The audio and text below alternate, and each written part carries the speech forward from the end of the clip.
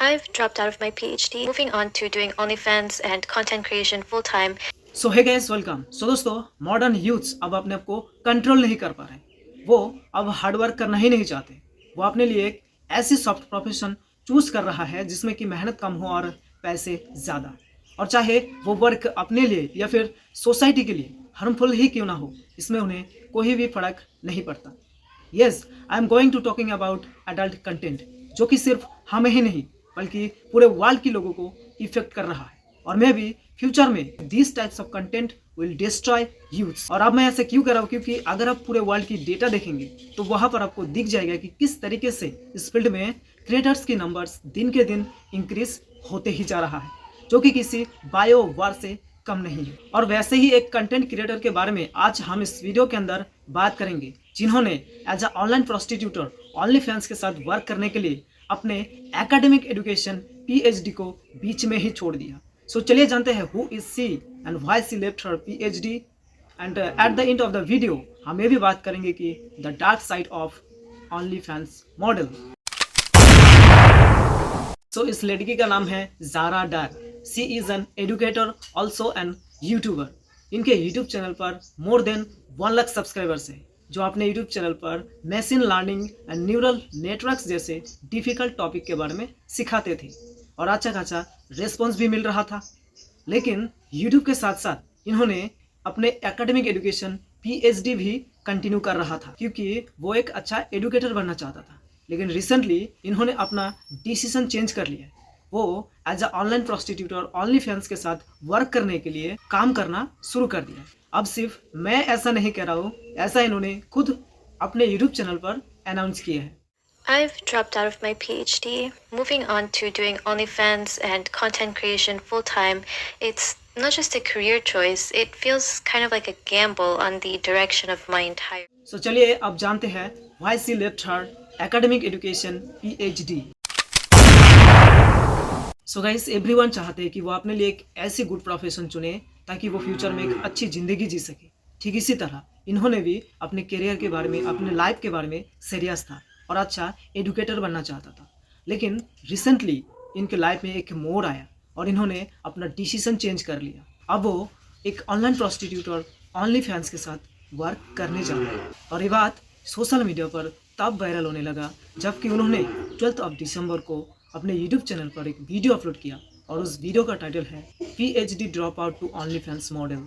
और वहाँ पर वो अपने एकेडमिक एजुकेशन पीएचडी छोड़ने का डिटेल्स रीज़न बताया है। बट मेन जो रीज़न है वो है जॉब इनसिक्योरिटी और फाइनेंशियल इनस्टेबिलिटी। ये बताते हैं कि आजकल जॉब पाना कितना मुश्किल हो चुका है और शायद जॉब पर भरोसा करना इनके लिए सही नहीं है। और दूसरी बात जो इन्होंने कही है फाइनेंशियल के बारे में, वे बताते हैं कि इनके फाइनेंशियल कंडीशन बहुत ज़्यादा ख़राब है, जिस वजह से उनकी एजुकेशन में भी दिक्कतें आ रहा था और वो एक हैप्पी और इंडिपेंडेंस लाइफ जीना चाहता था, जो कि पैसों की वजह से नहीं जी पा रहा था। और साथ में इन्होंने ये भी बताया कि जब वो पीएचडी कंटिन्यू कर रहा था तब एज अ साइड वर्क इन्होंने ओनली फैंस के साथ काम करता था और कुछ ही दिनों में $1 मिलियन इन्होंने अचीव कर लिया। और उन पैसों से वो घर का लोन चुकाया और अपने लिए एक कार भी खरीदा और फ्यूचर में एक घर भी लेने वाला है, जो इनको और भी ज़्यादा इम्प्रेस करता है ओनली फैंस के साथ वर्क करने के लिए।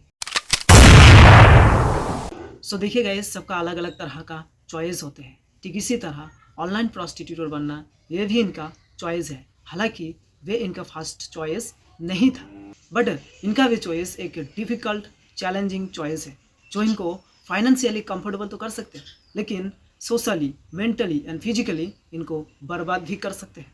हर एक कंटेंट में different kind of images create करना होता है। कस्टमर्स की डिमांड के हिसाब से कंटेंट बनाना पड़ता है ताकि उनकी वीडियोस में ज़्यादा से ज़्यादा एंगेजमेंट आए। बट कई बार इनको वैसी पेनफुल सिचुएशन का सामना करना पड़ता है जो सुनकर आप भी हैरान हो जाएंगे। सिर्फ एक दिन में 100+ आदमी के साथ समय बिताने के बाद सुनिए और देखिए वे लड़की कैसे रोते हुए अपना एक्सपीरियंस शेयर कर रहा है।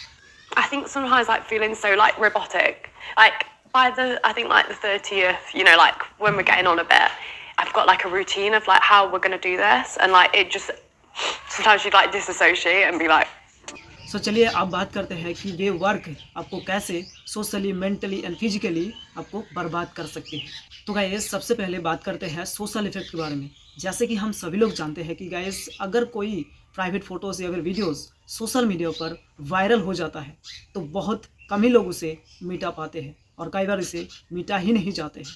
ठीक इसी तरह जो लोग इस पर काम करते हैं इन्हें कोई भी रिस्पेक्ट नहीं करते हैं, जिससे इनकी रेपुटेशन में बहुत ज़्यादा इफेक्ट पड़ता है। और ये इफेक्ट सिर्फ इन पर ही सीमित नहीं रहते, इनकी फैमिली पर भी फैल जाती है। और दूसरी बात जो मैंने कही है फिजिकल इफेक्ट के बारे में, जैसे कि हम सभी लोग जानते हैं गाइस इस फील्ड में कोई भी अगर वर्क करना चाहते हैं तो उनका ब्यूटी सबसे ज़्यादा मायने रखता है। और हम ये भी जानते हैं कि ब्यूटी हमेशा नहीं रहते हैं, और इसीलिए इनकी ब्यूटी इंक्रीज़ करने के लिए या फिर ब्यूटी को कंटिन्यू रखने के लिए ये लोग अपने बॉडी पार्ट्स के साथ क्या क्या नहीं करवाते हैं। वो different kind of medicine use करते हैं और बॉडी पार्ट्स को ये लोग डिफरेंट काइंड ऑफ सर्जरी भी करवाते हैं, जो कई बार सक्सेसफुल नहीं हो पाते हैं। इसके अलावा जो लोग इस फील्ड में वर्क करते हैं इनको HIV जैसे बड़ी बड़ी बीमारी होने के चांसेस ज़्यादा होती है। और तीसरी बात जो मैंने कही है मेंटल इफेक्ट के बारे में। देखिए गाइस जब कोई आपको रिस्पेक्ट नहीं करेंगे और आपका ब्यूटी हमेशा नहीं रहेंगे तब आपकी ऑडियंस का जो अटेंशन है वो आप पर कम पड़ जाएंगे, फिर आप डिप्रेशन में चली जाओगे और मेंटली धीरे धीरे डैमेज होते जाओगे। और कई बार ऐसी सिचुएशन भी आ जाती है कि वो लोग सुसाइड करने के लिए भी मजबूर हो जाती है। तो गाइस एट द एंड में आप सभी को वही कहना चाहूँगा कि हम मानते हैं कि पैसे कमाना लाइफ में ज़रूरी है, लेकिन ऐसा नहीं है कि इस फील्ड में ही आपको काम करना हो। आप दूसरे फील्ड में भी ट्राई कर सकते हैं, आपको कहीं ना कहीं सक्सेसफुल मिल ही जाएगा।